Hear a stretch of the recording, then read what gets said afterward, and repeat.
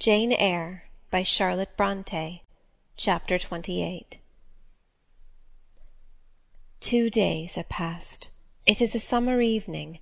The coachman has set me down at a place called Whitcross. He could take me no farther for the sum I had given, and I was not possessed of another shilling in the world. The coach is a mile off by this time. I am alone. At this moment I discover that I forgot to take my parcel out of the pocket of the coach, where I had placed it for safety. There it remains, there it must remain, and now I am absolutely destitute. Whitcross is no town, nor even a hamlet.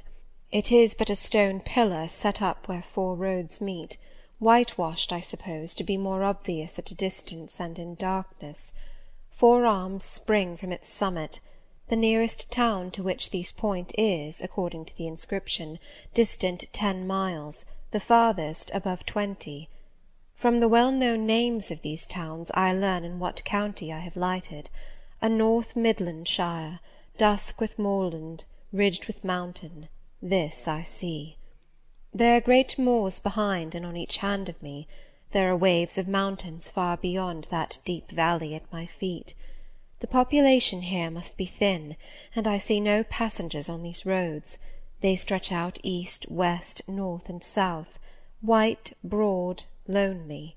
They are all cut in the moor, and the heather grows deep and wild to their very verge.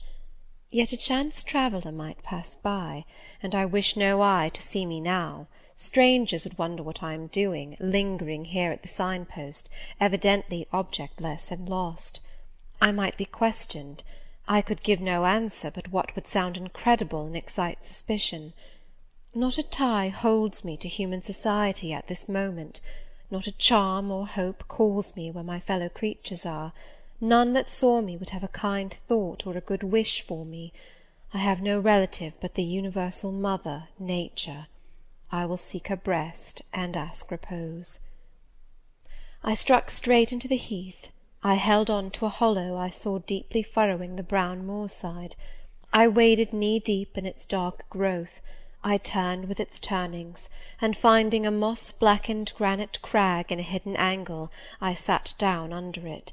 High banks of moor were about me. The crag protected my head. The sky was over that. Some time passed before I felt tranquil even here. I had a vague dread that wild cattle might be near, or that some sportsman or poacher might discover me. If a gust of wind swept the waste, I looked up, fearing it was the rush of a bull. If a plover whistled, I imagined it a man. Finding my apprehensions unfounded, however, and calmed by the deep silence that reigned as evening declined at nightfall, I took confidence. As yet I had not thought. I had only listened, watched, dreaded. Now I regained the faculty of reflection. What was I to do? Where to go? Oh, intolerable questions, when I could do nothing and go nowhere! When a long way must yet be measured by my weary trembling limbs before I could reach human habitation, when cold charity must be entreated before I could get a lodging, reluctant sympathy importuned, almost certain repulse incurred, before my tale could be listened to, or one of my wants relieved. I touched the heath. It was dry, and yet warm with the heat of the summer day. I looked at the sky. It was pure. A kindly star twinkled just above the chasm ridge. The dew fell, but with propitious softness. No breeze whispered. Nature seemed to me benign and good. I thought she loved me, outcast as I was, and I, who from man could anticipate only mistrust, rejection, insult, clung to her with filial fondness. To-night, at least, I would be her guest, as I was her child. My mother would lodge me without money and without price. I had one morsel of bread yet, the remnant of a roll I had bought in a town we passed through at noon with a stray penny, my last coin. I saw ripe bilberries gleaming here and there, like jet beads in the heath. I gathered a handful and ate them with the bread. My hunger, sharp before, was, if not satisfied, appeased by this hermit's meal. I said my evening prayers at its conclusion. and then chose my couch. Beside the crag the heath was very deep. When I lay down, my feet were buried in it. Rising high on each side, it left only a narrow space for the night air to invade. I folded my shawl double, and spread it over me for a coverlet. A low mossy swell was my pillow. Thus lodged, I was not, at least, at the commencement of the night, cold. My rest might have been blissful enough, only a sad heart broke it. It plained of its gaping wounds, its inward bleeding, its riven cords. It trembled for Mr. Rochester and his doom. It bemoaned him with bitter pity. It demanded him with ceaseless longing, and, impotent as a bird with both wings broken, it still quivered its shattered pinions in vain attempts to seek him. Worn out with this torture of thought, I rose to my knees.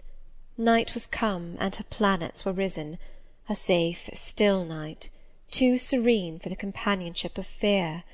We know that God is everywhere, but certainly we feel his presence most when his works are on the grandest scale spread before us, and it is in the unclouded night sky, where his worlds wheel their silent course, that we read clearest his infinitude, his omnipotence, his omnipresence. I had risen to my knees to pray for Mr. Rochester.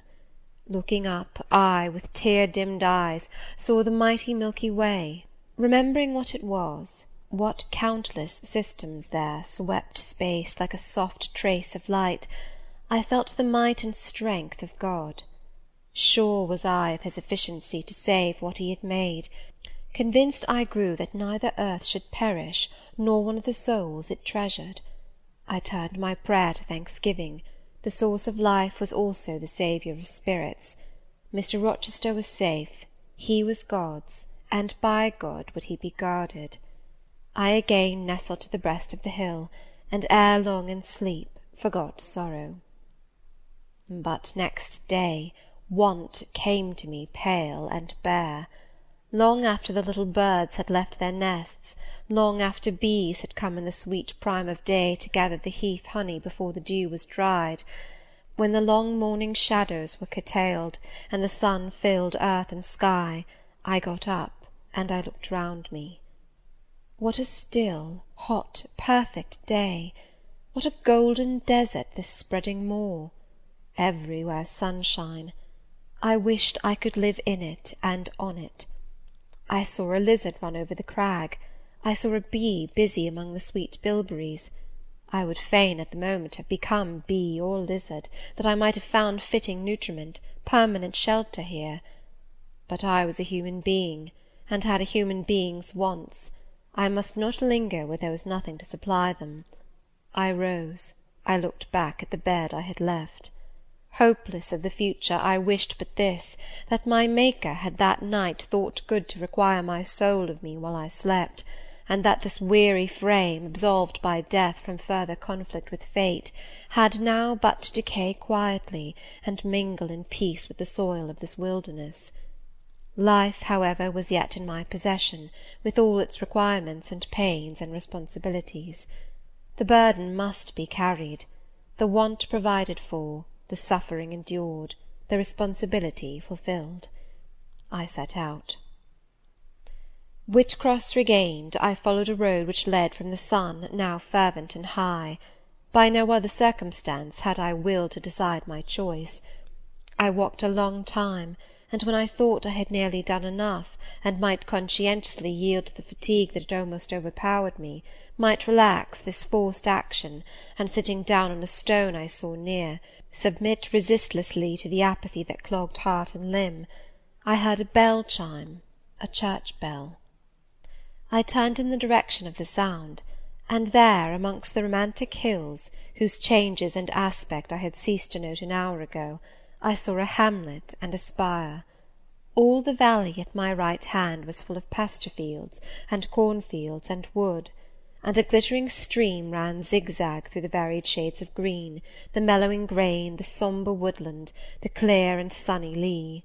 Recalled by the rumbling of wheels to the road before me, I saw a heavily laden waggon labouring up the hill, and not far beyond were 2 cows and their drover. Human life and human labour were near. I must struggle on, strive to live and bend to toil like the rest. About 2 o'clock p.m. I entered the village. At the bottom of its one street there was a little shop with some cakes of bread in the window. I coveted a cake of bread. With that refreshment I could perhaps regain a degree of energy; without it, it would be difficult to proceed. The wish to have some strength and some vigour returned to me as soon as I was amongst my fellow beings. I felt it would be degrading to faint with hunger on the causeway of a hamlet. Had I nothing about me I could offer in exchange for one of those rolls? I considered. I had a small silk handkerchief tied round my throat. I had my gloves. I could hardly tell how men and women in extremities of destitution proceeded. I did not know whether either of these articles would be accepted. Probably they would not, but I must try. I entered the shop. A woman was there. Seeing a respectably dressed person, a lady, as she supposed, she came forward with civility. How could she serve me? I was seized with shame. My tongue would not utter the request I had prepared. I dared not offer her the half-worn gloves, the creased handkerchief. Besides, I felt it would be absurd. I only begged permission to sit down a moment, as I was tired. Disappointed in the expectation of a customer, she coolly acceded to my request. She pointed to a seat. I sank into it. I felt sorely urged to weep, but conscious how unreasonable such a manifestation would be, I restrained it. Soon I asked her if there were any dressmaker or plain workwoman in the village. Yes, 2 or 3, quite as many as there was employment for. I reflected. I was driven to the point now. I was brought face to face with necessity. I stood in the position of one without a resource, without a friend, without a coin. I must do something. What? I must apply somewhere. Where? Did she know of any place in the neighbourhood where a servant was wanted? Nay, she couldn't say. What was the chief trade in this place? What did most of the people do? Some were farm labourers. A good deal worked in Mr. Rolliver's needle factory and at the foundry. Did Mr. Rolliver employ women? Nay, it was men's work. And what do the women do? A naunt, was the answer. Some does one thing, and some another. Poor folk must get on as they can. She seemed to be tired of my questions, and indeed what claim had I to importune her? A neighbour or two came in. My chair was evidently wanted. I took leave. I passed up the street, looking as I went at all the houses to the right hand and to the left, but I could discover no pretext, nor see an inducement to enter any. I rambled round the hamlet, going sometimes to a little distance and returning again for an hour or more. Much exhausted, and suffering greatly now for want of food, I turned aside into a lane and sat down under the hedge. Ere many minutes had elapsed, I was again on my feet, however, and again searching something, a resource, or at least an informant. A pretty little house stood at the top of the lane, with a garden before it, exquisitely neat and brilliantly blooming. I stopped at it. What business had I to approach the white door or touch the glittering knocker? In what way could it possibly be the interest of the inhabitants of that dwelling to serve me? Yet I drew near and knocked. A mild-looking, cleanly attired young woman opened the door. In such a voice as might be expected from a hopeless heart and fainting frame, a voice wretchedly low and faltering, I asked if a servant was wanted here. No, said she, we do not keep a servant. Can you tell me where I could get employment of any kind? I continued. I am a stranger without acquaintance in this place. I want some work, no matter what. But it was not her business to think for me, or to seek a place for me. Besides, in her eyes, how doubtful must have appeared my character, position, tale. She shook her head. She was sorry she could give me no information, and the white door closed, quite gently and civilly, but had shut me out. If she had held it open a little longer, I believe I should have begged a piece of bread, for I was now brought low. I could not bear to return to the sordid village, where, besides, no prospect of aid was visible. I should have longed rather to deviate to a wood I saw not far off, which appeared in its thick shade to offer inviting shelter, But I was so sick, so weak, so gnawed with nature's cravings, instinct kept me roaming round abodes where there was a chance of food. Solitude would be no solitude, rest no rest, while the vulture, hunger, thus sank beak and talons in my side. I drew near houses, I left them, and came back again, and again I wandered away, always repelled by the consciousness of having no claim to ask, no right to expect interest in my isolated lot. Meantime the afternoon advanced, while I thus wandered about like a lost and starving dog. In crossing a field I saw the church spire before me. I hastened towards it. Near the churchyard, and in the middle of a garden, stood a well-built though small house, which I had no doubt was the parsonage.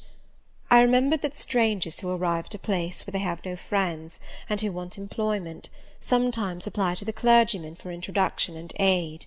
It is the clergyman's function to help, at least with advice, those who wish to help themselves. I seemed to have something like a right to seek counsel here.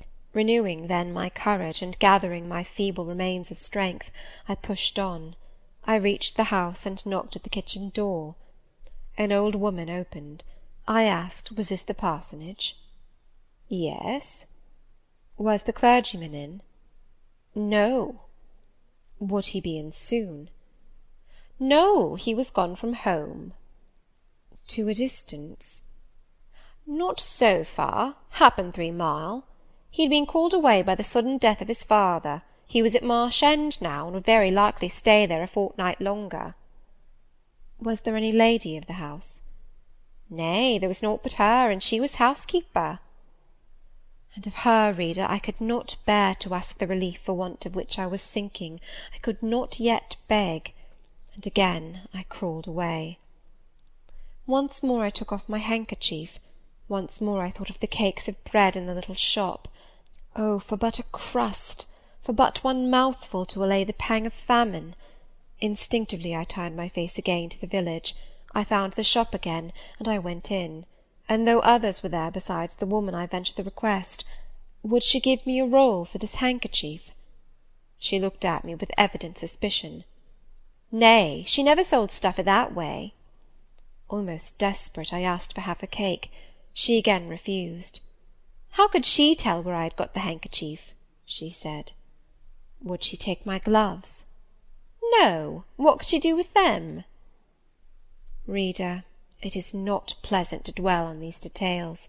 Some say there is enjoyment in looking back to painful experience past, but at this day I can scarcely bear to review the times to which I allude.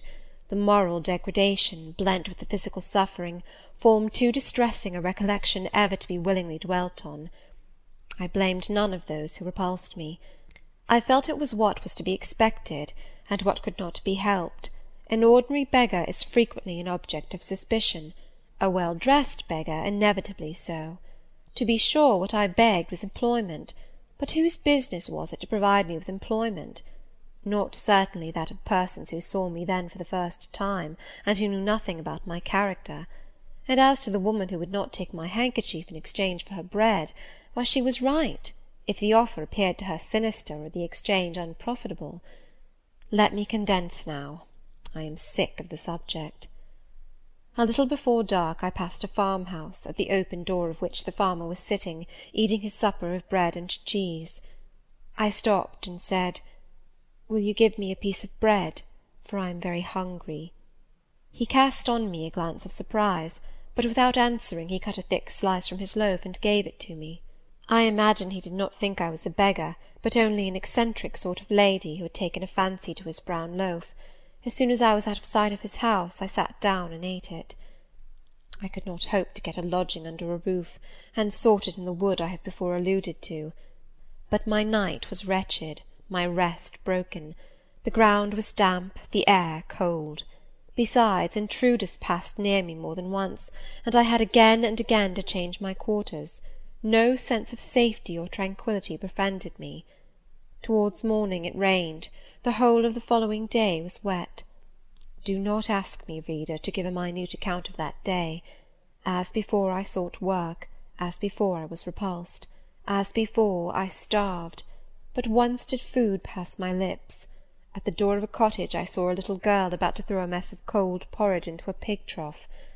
"Will you give me that?" I asked. She stared at me. "Mother," she exclaimed, "there is a woman wants me to give her this porridge." "Well, lass," replied a voice within, "give it her if she's a beggar. T' pig don't want it." The girl emptied the stiffened mould into my hand, and I devoured it ravenously. As the wet twilight deepened, I stopped in a solitary bridle path which I had been pursuing an hour or more. "My strength is quite failing me," I said in a soliloquy. "I feel I cannot go much farther. Shall I be an outcast again this night? While the rain descends so, must I lay my head on the cold drenched ground? I fear I cannot do otherwise, for who will receive me? But it will be very dreadful, with this feeling of hunger, faintness, chill, and this sense of desolation, this total prostration of hope. In all likelihood, though, I should die before morning. And why cannot I reconcile myself to the prospect of death? Why do I struggle to retain a valueless life? Because I know, or believe, Mr. Rochester is living, and then to die of want and cold is a fate to which nature cannot submit passively. O Providence, sustain me a little longer! Aid, direct me!" My glazed eye wandered over the dim and misty landscape. I saw I had strayed far from the village. It was quite out of sight. The very cultivation surrounding it had disappeared. I had, by crossways and by-paths, once more drawn near the tract of moorland, and now only a few fields, almost as wild and unproductive as the heath from which they were scarcely reclaimed, lay between me and the dusky hill. Well, I would rather die yonder than in a street or a frequented road, I reflected, and far better that crows and ravens, if any ravens there be in these regions, should pick my flesh from my bones, than that they should be prisoned in a workhouse coffin, and moulder in a pauper's grave. To the hill, then, I turned. I reached it. It remained now only to find a hollow where I could lie down, and feel at least hidden, if not secure. But all the surface of the waste looked level. It showed no variation but of tint, green where rush and moss overgrew the marshes, black where the dry soil bore only heath. Dark as it was getting, I could still see these changes, though but as mere alternations of light and shade, for colour had faded with the daylight. My eye still roved over the sullen swell and along the moor-edge, vanishing amidst the wildest scenery, when at one dim point, far in among the marshes and the ridges, a light sprang up. "That is an ignis fatuus," was my first thought, and I expected it would soon vanish. It burnt on, however, quite steadily, neither receding nor advancing. "Is it then a bonfire just kindled?" I questioned. I watched to see whether it would spread, but no, as it did not diminish, so it did not enlarge. It may be a candle in a house, I then conjectured, but if so, I can never reach it. It is much too far away, and were it within a yard of me, what would it avail? I should but knock at the door to have it shut in my face.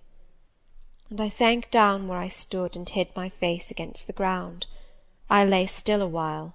The night wind swept over the hill and over me, and died moaning in the distance. The rain fell fast, wetting me afresh to the skin. Could I but have stiffened to the still frost, the friendly numbness of death, it might have pelted on, I should not have felt it, but my yet living flesh shuddered at its chilling influence. I rose ere long. The light was yet there, shining dim but constant through the rain. I tried to walk again. I dragged my exhausted limbs slowly towards it. It led me aslant over the hill, through a wide bog, which would have been impassable in winter, and was splashy and shaking even now in the height of summer. Here I fell twice, but as often I rose and rallied my faculties. This light was my forlorn hope. I must gain it. Having crossed the marsh, I saw a trace of white over the moor. I approached it. It was a road or a track. It led straight up to the light, which now beamed from a sort of knoll, amidst a clump of trees, firs, apparently, from what I could distinguish of the character of their forms and foliage through the gloom. My star vanished as I drew near. Some obstacle had intervened between me and it. I put out my hand to feel the dark mass before me. I discriminated the rough stones of a low wall; above it something like palisades, and within a high and prickly hedge. I groped on. Again a whitish object gleamed before me. It was a gate, a wicket. It moved on its hinges as I touched it. On each side stood a sable bush, holly or yew. Entering the gate and passing the shrubs, the silhouette of a house rose to view, black, low, and rather long, but the guiding light shone nowhere. All was obscurity. Were the inmates retired to rest? I feared it must be so. In seeking the door I turned an angle. There shot out the friendly gleam again, from the lozenged panes of a very small latticed window, within a foot of the ground, made still smaller by the growth of ivy or some other creeping plant, whose leaves clustered thick over the portion of the house wall in which it was set. The aperture was so screened and narrow that curtain or shutter had been deemed unnecessary, and when I stooped down and put aside the spray of foliage shooting over it, I could see all within. I could see clearly a room with a sanded floor, clean scoured, a dresser of walnut with pewter plates ranged in rows, reflecting the redness and radiance of a glowing peat fire. I could see a clock, a white deal table, some chairs. The candle, whose ray had been my beacon, burnt on the table, and by its light an elderly woman, somewhat rough-looking, but scrupulously clean, like all about her, was knitting a stocking. I noticed these objects cursorily only. In them there was nothing extraordinary. A group of more interest appeared near the hearth, sitting still amidst the rosy peace and warmth suffusing it. Two young graceful women, ladies in every point, sat, one in a low rocking-chair, the other on a lower stool. Both wore deep mourning of crape and bombazine, which sombre garb singularly set off very fair necks and faces. A large old pointer dog rested its massive head on the knee of one girl. In the lap of the other was cushioned a black cat. A strange place was this humble kitchen for such occupants. Who were they? They could not be the daughters of the elderly person at the table, for she looked like a rustic, and they were all delicacy and cultivation. I had nowhere seen such faces as theirs, and yet, as I gazed on them, I seemed intimate with every lineament. I cannot call them handsome, they were too pale and grave for the word. As they each bent over a book, they looked thoughtful almost to severity. A stand between them supported a second candle and two great volumes, to which they frequently referred, comparing them seemingly with the smaller books they held in their hands, like people consulting a dictionary to aid them in the task of translation. This scene was as silent as if all the figures had been shadows, and the firelit apartment a picture. So hushed was it, I could hear the cinders fall from the grate, the clock tick in its obscure corner, and I even fancied I could distinguish the click-click of the woman's knitting needles. When, therefore, a voice broke the strange stillness at last, it was audible enough to me. "Listen, Diana," said one of the absorbed students. "Franz and old Daniel are together in the night-time, and Franz is telling a dream from which he has awakened in terror. Listen." And in a low voice she read something, of which not one word was intelligible to me, for it was in an unknown tongue, neither French nor Latin. Whether it were Greek or German I could not tell. "That is strong," she said when she had finished. "I relish it." The other girl, who had lifted her head to listen to her sister, repeated, while she gazed at the fire, a line of what had been read. At a later day I knew the language and the book, therefore I will here quote the line, though when I first heard it, it was only like a stroke on sounding brass to me, conveying no meaning. Da trat hervor einer, an zu sehen wie die Sterne Nacht. "Good, good," she exclaimed, while her dark and deep eyes sparkled. "There you have a dim and mighty archangel fitly set before you. The line is worth 100 pages of fustian. Ich wage die Gedanken in der Schale meines Sohnes und die Werke mit dem Gewichte meines Grimms. I like it." Both were again silent. "Is there ony country where they talk it that way?" said the old woman, looking up from her knitting. "Yes, Hannah, a far larger country than England, where they talk in no other way." "Well, for sure case, I knownt how they can understand to one t'other, and if either of you went over there, you could tell what they said, I guess." "We could probably tell something of what they said, but not all, for we are not as clever as you think us, Hannah. We don't speak German, and we cannot read it without a dictionary to help us." "And what good does it do you?" "We mean to teach it some time, or at least the elements, as they say, and then we shall get more money than we do now." "Very like. But give o'er studying. You've done enough for to-night." "I think we have. At least I'm tired. Mary, are you?"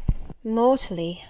After all, it's tough work fagging away at a language with no master but a lexicon." "It is, especially such a language as this crabbed but glorious Deutsch. I wonder when St. John will come home." "Surely he will not be long now. It is just 10, looking at a little gold watch she drew from her girdle. "It rains fast, Hannah. Will you have the goodness to look at the fire in the parlour?" The woman rose. She opened a door, through which I dimly saw a passage. Soon I heard her stir a fire in an inner room. She presently came back. "Ah, childer," said she, "it fair troubles me to go into yond room now. It looks so lonesome, with the chair empty, and set back in a corner." She wiped her eyes with her apron. The two girls, grave before, looked sad now. "But he is in a better place," continued Hannah. "We shouldn't wish him here again, and then nobody need to have a quieter death nor he had." "You say he never mentioned us?" inquired one of the ladies. "He hadn't time, bairn. He was gone in a minute, was your father.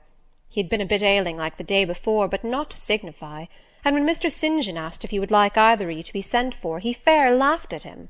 He began again with a bit of heaviness in his head the next day, that is a fortnight sin', and he went to sleep and never wakened. He were almost stark when your brother went into the chamber and found him. Oh, childer, that's to last to the old stock, for ye and Mr. St. John is of like a different sort to them that's gone, for all your mother wore mitch o' your way, and almost as book learned. She were a picture o' ye, Mary. Diana is more like your father." I thought them so similar, I could not tell where the old servant, for such I now concluded her to be, saw the difference. Both were fair-complexioned and slenderly made. Both possessed faces full of distinction and intelligence. One, to be sure, had hair a shade darker than the other, and there was a difference in their style of wearing it. Mary's pale brown locks were parted and braided smooth. Diana's duskier tresses covered her neck with thick curls. The clock struck 10. "You'll want your supper, I am sure," observed Hannah, "and so will Mr. St. John when he comes in." And she proceeded to prepare the meal. The ladies rose. They seemed about to withdraw to the parlour. Till this moment I had been so intent on watching them, their appearance and conversation had excited in me so keen an interest, I had half forgotten my own wretched position. Now it recurred to me, more desolate, more desperate than ever it seemed from contrast. And how impossible did it appear to touch the inmates of this house with concern on my behalf, to make them believe in the truth of my wants and woes, to induce them to vouchsafe a rest for my wanderings. As I groped out the door and knocked at it hesitatingly, I felt that last idea to be a mere chimera. Hannah opened. "What do you want?" she inquired in a voice of surprise, as she surveyed me by the light of the candle she held. "May I speak to your mistresses?" I said. "You had better tell me what you have to say to them. Where do you come from?" "I am a stranger." "What is your business here at this hour?" "I want a night's shelter in an outhouse or anywhere, and a morsel of bread to eat." Distrust, the very feeling I dreaded, appeared in Hannah's face. "I'll give you a piece of bread," she said after a pause, "but we can't take in a vagrant to lodge. It isn't likely." "Do let me speak to your mistresses." "No, not I. What can they do for you? You should not be roving about now. It looks very ill." "But where shall I go if you drive me away? What shall I do?" "Oh, I'll warrant you know where to go and what to do. Mind you don't do wrong, that's all. Here is a penny. Now go." "A penny cannot feed me, and I have no strength to go farther. Don't shut the door. Oh, don't, for God's sake!" "I must. The rain is driving in." "Tell the young ladies. Let me see them." "Indeed I will not. You are not what you ought to be, or you wouldn't make such a noise. Move off." "But I must die if I am turned away." "Not you. I'm feared you'd have some ill plans agate that brings you about folks' houses at this time o' night. If you've any followers, housebreakers, or such like, anywhere near, you may tell 'em we are not by ourselves in the house. We have a gentleman and dogs and guns." Here the honest but inflexible servant clapped the door to, and bolted it within. This was the climax.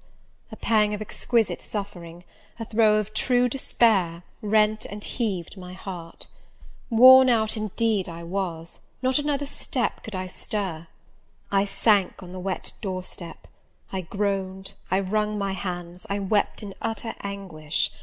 Oh, this spectre of death! Oh, this last hour approaching in such horror! Alas, this isolation, this banishment from my kind! Not only the anchor of hope, but the footing of fortitude was gone, at least for a moment, but the last I soon endeavoured to regain. "I can but die," I said, "and I believe in God. Let me try to wait his will in silence." These words I not only thought, but uttered, and thrusting back all my misery into my heart, I made an effort to compel it to remain there, dumb and still. "All men must die," said a voice quite close at hand, "but all are not condemned to meet a lingering and premature doom such as yours would be if you perished here of want." "Who or what speaks?"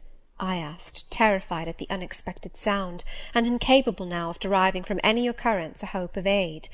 A form was near. What form, the pitch-dark night and my enfeebled vision prevented me from distinguishing. With a loud long knock, the new-comer appealed to the door. "Is it you, Mr. St. John?" cried Hannah. "Yes, yes, open quickly." "Well, how wet and cold you must be, such a wild night as it is!" "Come in, your sisters are quite uneasy about you, and I believe there are bad folks about. There has been a beggar-woman. I declare she is not gone yet. Lay down there. Get up, for shame. Move off, I say." "Hush, Hannah. I have a word to say to the woman. You have done your duty in excluding. Now let me do mine in admitting her. I was near and listened to both you and her. I think this is a peculiar case. I must at least examine into it. Young woman, rise, and pass before me into the house." With difficulty I obeyed him. Presently I stood within that clean bright kitchen, on the very hearth, trembling, sickening, conscious of an aspect in the last degree ghastly, wild, and weather-beaten. The two ladies, their brother, Mr. St. John, the old servant, were all gazing at me. "St. John, who is it?" I heard one ask. "I cannot tell. I found her at the door," was the reply. "She does look white," said Hannah. "As white as clay or death," was responded. "She will fall. Let her sit." And indeed my head swam. I dropped, but a chair received me. I still possessed my senses, though just now I could not speak. "Perhaps a little water would restore her. Hannah, fetch some. But she is worn to nothing. How very thin, and how very bloodless!" "A mere spectre! Is she ill, or only famished?" "Famished, I think. Hannah, is that milk? Give it me, and a piece of bread." Diana, I knew her by the long curls which I saw drooping between me and the fire as she bent over me, broke some bread, dipped it in milk, and put it to my lips. Her face was near mine. I saw there was pity in it, and I felt sympathy in her hurried breathing. In her simple words, too, the same balm-like emotion spoke. "Try to eat." "Yes, try," repeated Mary gently, and Mary's hand removed my sodden bonnet and lifted my head. I tasted what they offered me, feebly at first, eagerly soon. "Not too much at first. Restrain her," said the brother. "She has had enough." And he withdrew the cup of milk and the plate of bread. "A little more, St. John. Look at the avidity in her eyes." "No more at present, sister. Try if she can speak now. Ask her her name." I felt I could speak, and I answered, "My name is Jane Elliot." Anxious, as ever, to avoid discovery, I had before resolved to assume an alias. "And where do you live? Where are your friends?" I was silent. "Can we send for any one you know?" I shook my head. "What account can you give of yourself?" Somehow, now that I had once crossed the threshold of this house, and once was brought face to face with its owners, I felt no longer outcast, vagrant, and disowned by the wide world. I dared to put off the mendicant, to resume my natural manner and character. I began once more to know myself, and when Mr. St. John demanded an account, which at present I was far too weak to render, I said, after a brief pause, "Sir, I can give you no details to-night." "But what, then," said he, "do you expect me to do for you?" "Nothing," I replied. My strength sufficed but for short answers. Diana took the word. "Do you mean," she asked, "that we have now given you what aid you require, and that we may dismiss you to the moor in the rainy night?" I looked at her. She had, I thought, a remarkable countenance, instinct both with power and goodness. I took sudden courage. Answering her compassionate gaze with a smile, I said, "I will trust you. If I were a masterless and stray dog, I know that you would not turn me from your hearth to-night. As it is, I really have no fear. Do with me and for me as you like, but excuse me from much discourse. My breath is short. I feel a spasm when I speak." All three surveyed me, and all three were silent. "Hannah," said Mr. St. John at last, "let her sit there at present, and ask her no questions. In 10 minutes more, give her the remainder of that milk and bread. Mary and Diana, let us go into the parlour, and talk the matter over." They withdrew. Very soon one of the ladies returned, I could not tell which. A kind of pleasant stupor was stealing over me as I sat by the genial fire. In an undertone she gave some directions to Hannah. Ere long, with the servant's aid, I contrived to mount a staircase. My dripping clothes were removed. Soon a warm dry bed received me. I thanked God, experienced amidst unutterable exhaustion a glow of grateful joy, and slept. Chapter XXIX.